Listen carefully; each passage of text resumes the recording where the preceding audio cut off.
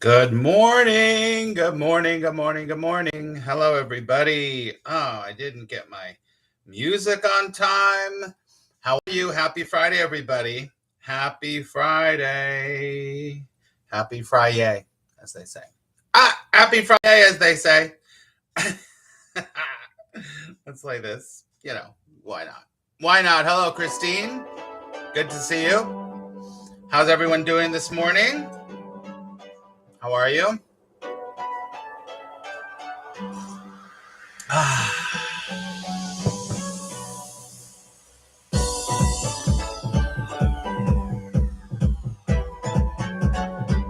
need to buy a license for another song for our theme song. So, because I cannot find another song that I can use that I don't need a license for. But I'm going to look. How are you, everybody? How's everyone doing this Friday? Good morning. Good morning. How you doing? Good to see you, Christine.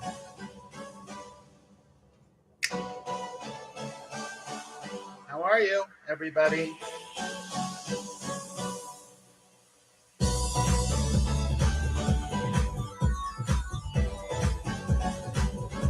Hello.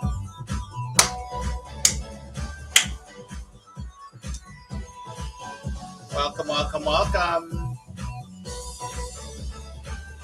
Hello, Kyrie. Serious storm clouds. Oh, I love storms. Must have lots of energy, right, Kyrie? Lots of energy in storms. Ooh, it feels so good. I love that. Right? I love a good storm. Yeah, I can feel it. I love that so much.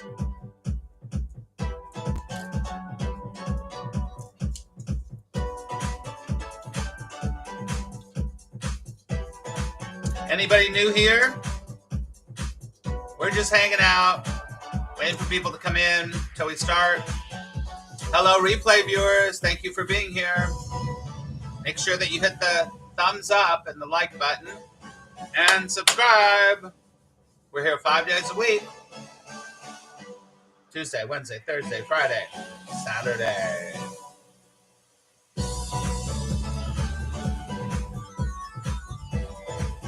No one else here? Want to say hello? Nobody?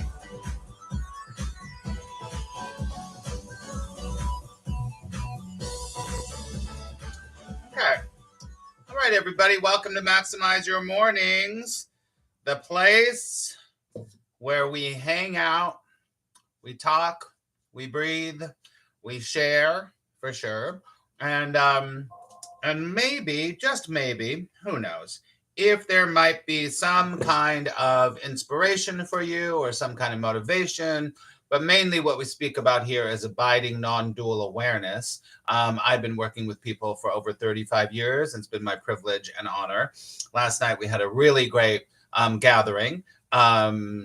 Tiffany was there. Christine was there. That's for the people that are in my private groups. We had a makeup class, not a makeup class, but a makeup class. And we were it was just a love fest. We had a great time. And so one of the things that I love, one of the things that one of my teachers, coaches, friends, whatever, used to tell me many years ago when I first started really professionally doing this work, is that he said that people will come for the content and they'll stay for the community. If you're in a business, you need to know that. People come for the content, they stay for the community. And this community that I love so much, of this core group of people, is so beautiful. They're so awesome, incredible people. And I cannot imagine them not being in my life. It's just great. So those are people we do our private classes with. And I'm going to be announcing a new class coming up soon, actually, a new group, ongoing group. But you'll know more about that. Make sure that you're signed up for my Substack, where every Sunday I send out an article. And this week will be another article. We're doing a series We're doing a series here and we're doing a series there. So the series is about incredible, existential, and I know this is going to sound really boring to you, but actually I think it's pretty good. Existential and absurdist writers that have really affected this character. So we've done Beckett, and then we did, last week was Albert Camus. This week is going to be Friedrich Nietzsche. So we're going to write an article about that. And so please go to my Substack. The link is below, maxryan.substack.com. And then you can go there and you can check it out and see. I mean, there are lots of articles there. And so you can check that out. Okay. All right, everybody. Anyone want to say hi that is new? I love to say hello to new people before we do some breathing here. Anybody? Anybody? Tiffany.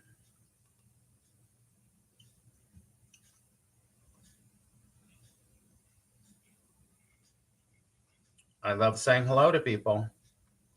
It's a good thing. All right. Can't force you doing anything. So we're just going to breathe for a couple minutes here. All this is breathing, taking a moment before we start and go into just breathing. That's it. Here we go. Just breathe.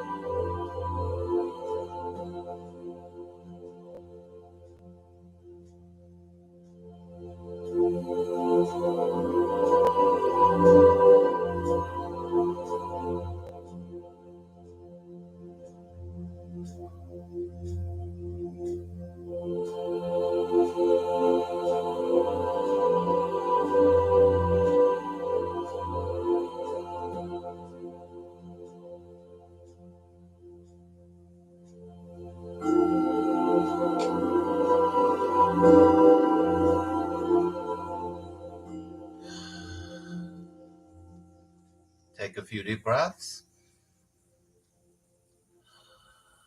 Open your eyes when you're ready.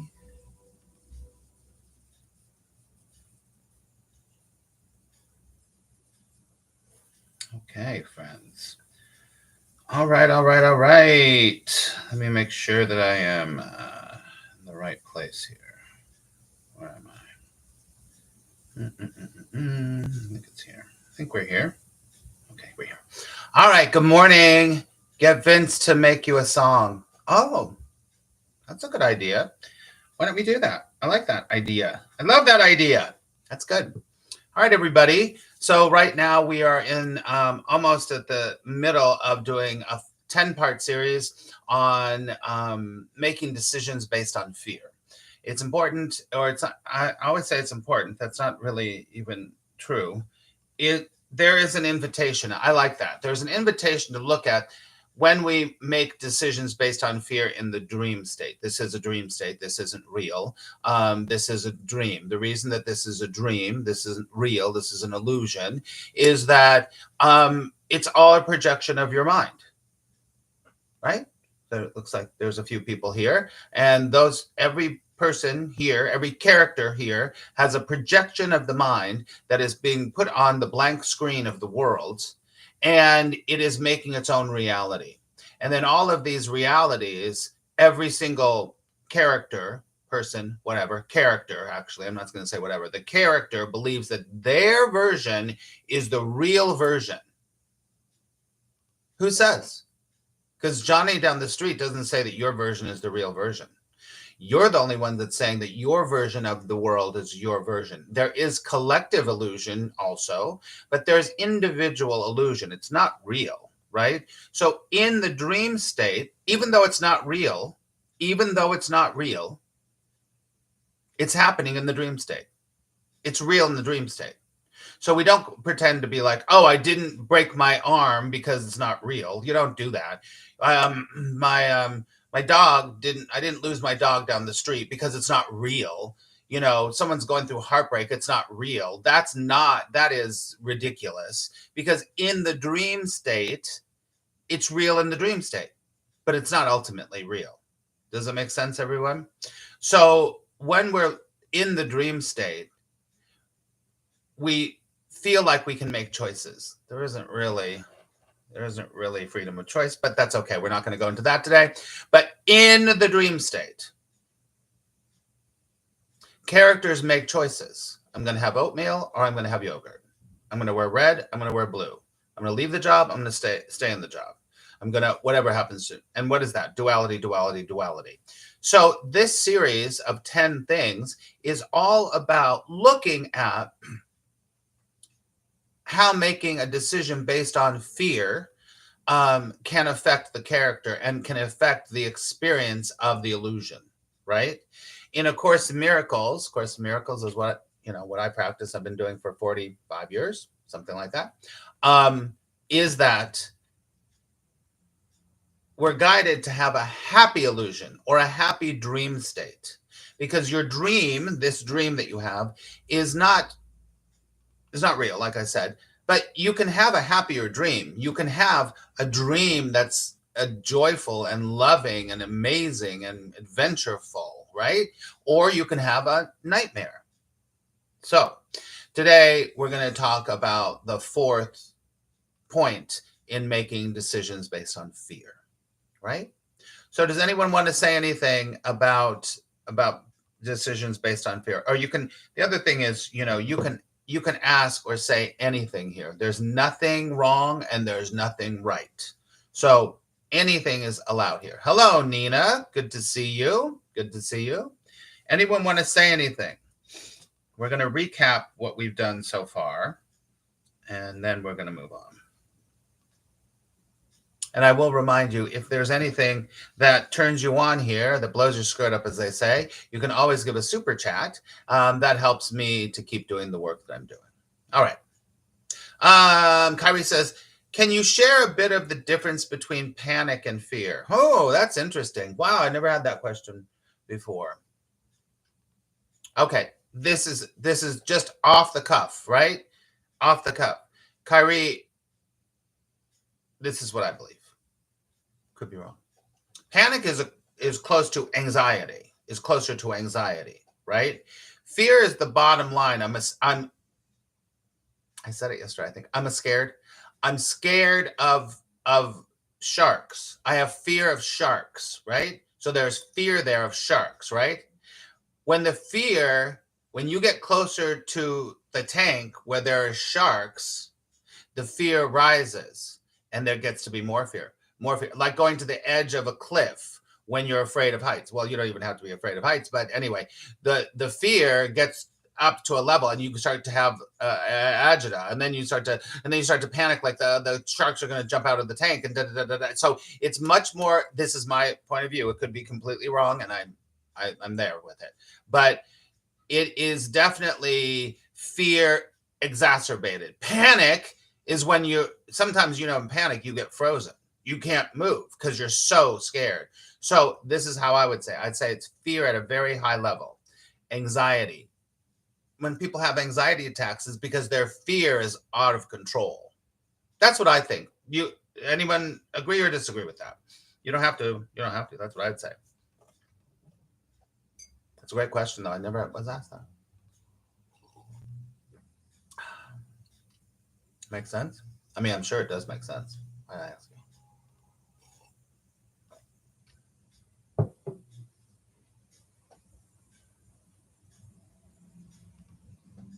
Comments? Questions?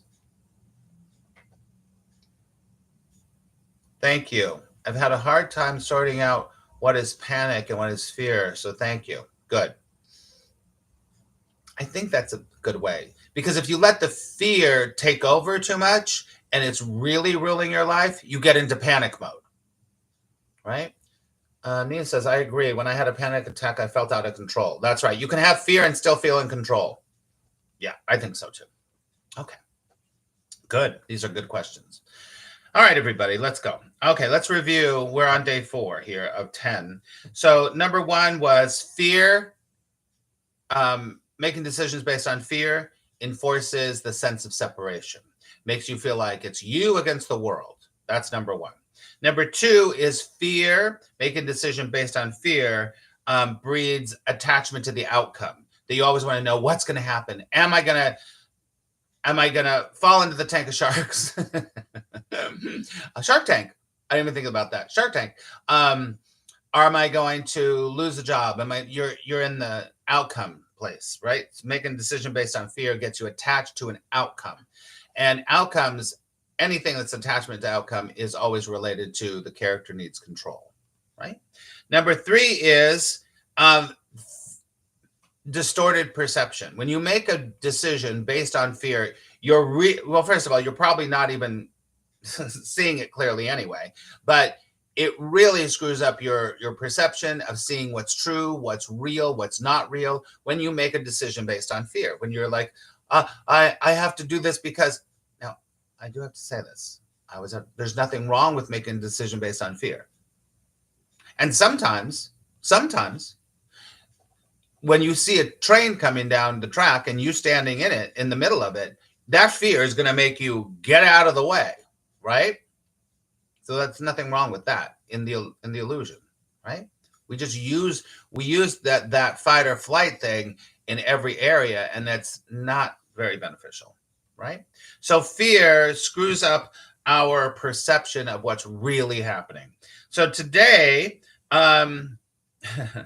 today, number 4 is that making a decision based on fear enforces the ego's reality.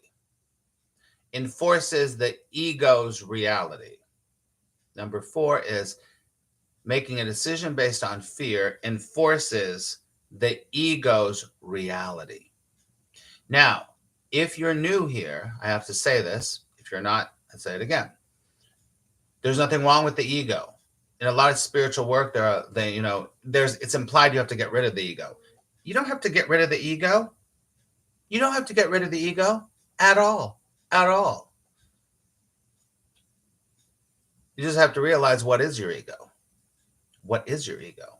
And the ego is the false self, the character that's been created. There's nothing wrong with the ego. You got to get that in your mind, because so many people are trying to get rid of the ego.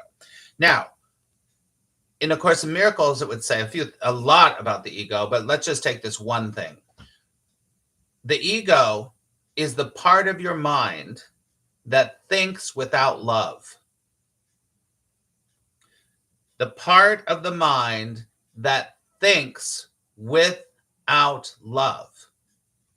Do you understand? So when you make a fear-based decision, you're enforcing, obviously, the part of the mind that thinks without love. Because first of all, there's basically no trust, or the trust is so low. Trust in yourself, trust in the world, trust in whatever you call God, life itself. There's so little trust that you feel like you need control. The ego always, always, always needs control. If it doesn't have control, it doesn't know what to do. So it's constantly looking for control in very obvious and incredibly subtle ways. So fear-driven choices really affirm the ego's limited sense of yourself, that little character that you got going on. But that's not the truth of who you are. The truth of who you are is so much different than that. I don't want to say bigger. It's so different than that character that you've created. And it's usually, well, it doesn't matter. When you make a fearful decision, it grounds you in this false identity. Why do you think that? Why do you think that that when people make fear decisions, they tend to stay in the same? How do I say this? They don't grow. This is what happens. They don't grow. I've seen it 50 billion times in my career with people. They get to the point where they're bored with their life. They don't know what to do. They're stuck. They don't know how to move on. And you look at the decisions that they've made. Most of their decisions have been somehow initiated or made by fear. So now they're stuck because they don't know how to make a decision based on the truth. Does that make sense? This is why, if you come out a little further, this is why the rich stay rich, the poor stay poor in general, because you stay in that little loop of your universe when you make fear decisions. So it's reinforcing that is real.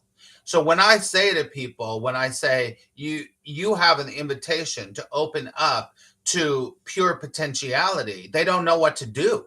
They haven't a clue about pure potentiality. They don't live in that realm because they're so caught up in the illusion. And the illusion says, this is the way it goes, and this is the way it goes. You do this, you get this.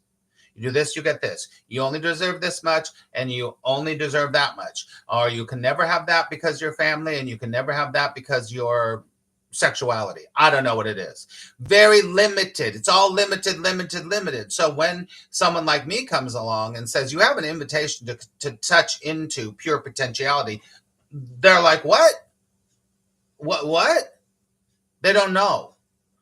So this could be you.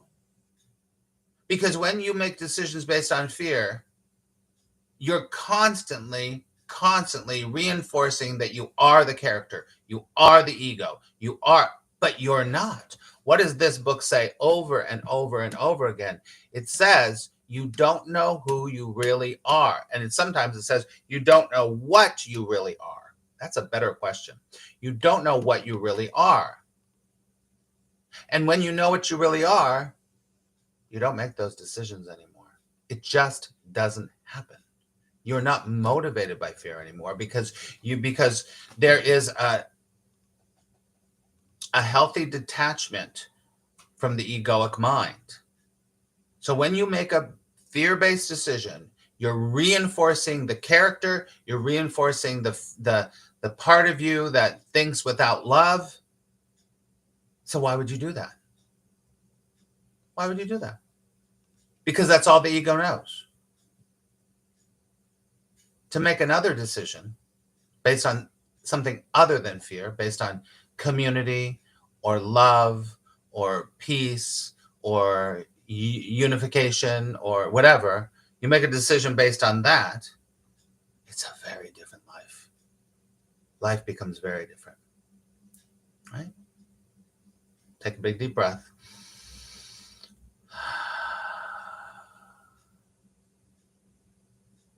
Okay.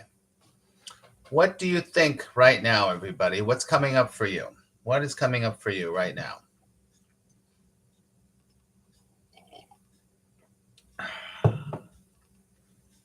And I'm aware some people say that sometimes it's hard because a commercial can come up during these lives. I might have to change that a little bit. I think I have to change that on the settings. So just know that. The little speech I just gave you, I'm going to try to download and cut that out. So what are you thinking? What's happening with this idea about making fear decisions reinforces the egoic mind or the character?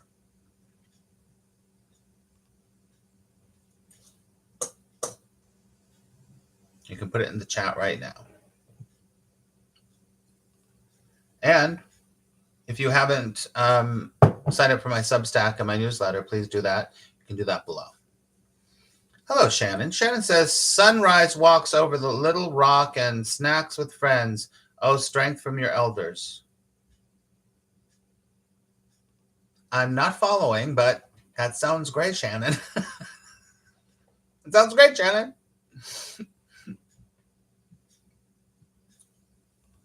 I love that, though. Nothing's wrong and nothing's right. That sounds good to me.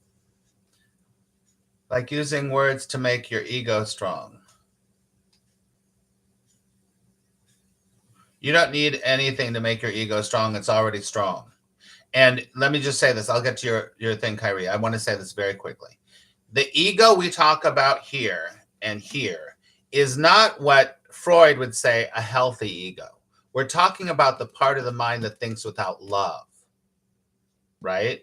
So we're talking about the part of mind that's limited, that needs control, that does things out of fear, out of competition, all that stuff, right? Okay. All right. So let's see. I don't get to be around people a lot. No, I'm sorry, Shannon. Okay. I hope that this is helping. Okay, here we go. Kyrie says, there was a chunk of time in my life that I lived with fear and made decisions out of fear so much that the fear was set up in my guest room and I fed it grilled cheese sandwiches and tomato soup.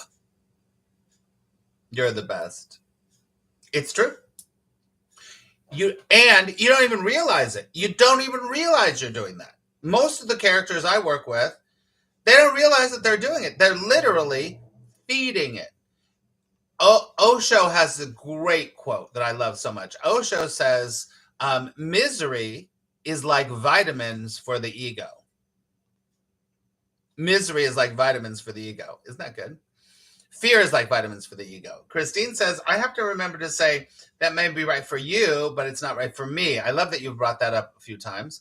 When I hear other people rant about their fears of the future, that's right. I agree. Did not know what I did not know. Very good, Kyrie. That's one of those, I don't know what they call that. Whatever. What do you call that? I can't think of the name, but it's good. Right. So other egos want to recruit other egos. Other egos want to recruit other egos. Other egos want to recruit other egos. Those are words of wisdom from Insight Timer. I love that, Shannon. Thank you. Misery loves company. That's right. And if you're not as fearful as I am about that thing that might be coming down the road, then you're not my friend. This is a good time to talk about that. So there's a navigation here. There's a difference to make a decision based on fear and make a decision based on your strength. Right? I feel like more people are getting there. I feel that, but that I could be wrong. Happy full moon. Oh, it's a full moon. I love it. Right? So, what was I going to say? Oh yeah, look at the thing I put on Instagram. I put that on Instagram because I loved it so much and it was very empowering and moving and beautiful. And I thought that it's a group of women singing. Just look at that. The last thing I put on there. And that, to me, are people making choices based on their strength. There could be fear involved. There's nothing wrong with fear. Remember, there's nothing wrong with fear. Sometimes fear is a motivator, which you can use, but just don't stick with it. You stay with fear, you become cynical. You stay with fear, you become mean. You stay with fear, you become exactly like the monster you're trying to fight against. Right? Good. All right, everybody. Sound baths. Great Reiki magic people. Oh, I love that, Shannon. That's beautiful. I love it. Okay. Anybody want to say anything else before we wrap up? If you'd like to make a donation, there's a Venmo link down below. I'd greatly appreciate that. Or you can give a super chat here. I really appreciate that. We'll be back tomorrow. And tomorrow we will do number 5. So we'll be halfway through with these. Today I'm going to take some time and film some TikToks. So make sure that you're following me on TikTok, because we want to bring the show over to TikTok, because then we can play music, right? Donate around Thanksgiving. Oh, sure. No problem. All good. There's no pressure. No pressure at all. No pressure at all. Okay, friends. All right. Well, have a wonderful rest of your day. Think about feeding the ego. Think about making fear choices today. It's very important. I'm going to say it's important. You have this invitation to look at something right now. And these 10 days, hopefully, you're going to be like, did I make a choice based on fear? Was that made on fear, or was that made on something else? Okay? All right, everybody. I will talk to you tomorrow. Tomorrow's at 11 o'clock, remember? 11 o'clock. And if you need anything at all, please let me know. You can go to the community tab. You can tag me here. You can go to my website. You can send it on the contact page. Whatever. You can even call my business line and leave me a message. So that's on the my website. So whatever you want to do. All right, everybody. I love you so much. Have a wonderful rest of your Friday. And that's it. Okay. Au revoir. À tout à l'heure.